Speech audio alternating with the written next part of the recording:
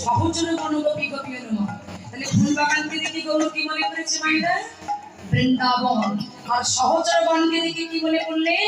বৃন্দাবনের সেই গোপীগণ। কি মনে করেছে? গোপীগণ।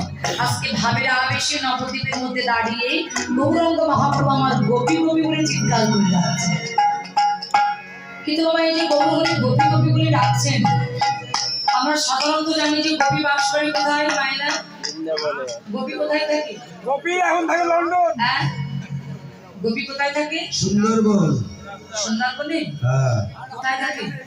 হ্যাঁ, কোথায় থাকে মা?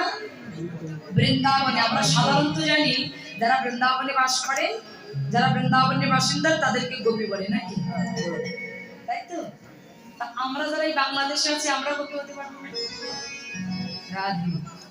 শুধু বৃন্দাবনে বাস করলে তাকে গোপী বলা যাবে না। বৃন্দাবনে বাসিন্দা হলে সে কখনো গোপী হয় না। আমরা যারা আছি গুরু চরণ আশ্রয় করে সেই ভজন পথে যদি আমরা যেতে পারি তাহলে আমরাও গোপী হতে পারি। তাহলে গোপীকে বললেন গোপী, গো যুক্ত পি, গোপী। এখানে তত্ত্বদর্শীরা সিদ্ধান্ত দিয়ে ও শব্দের অর্থ হলো ইন্দ্রিয়।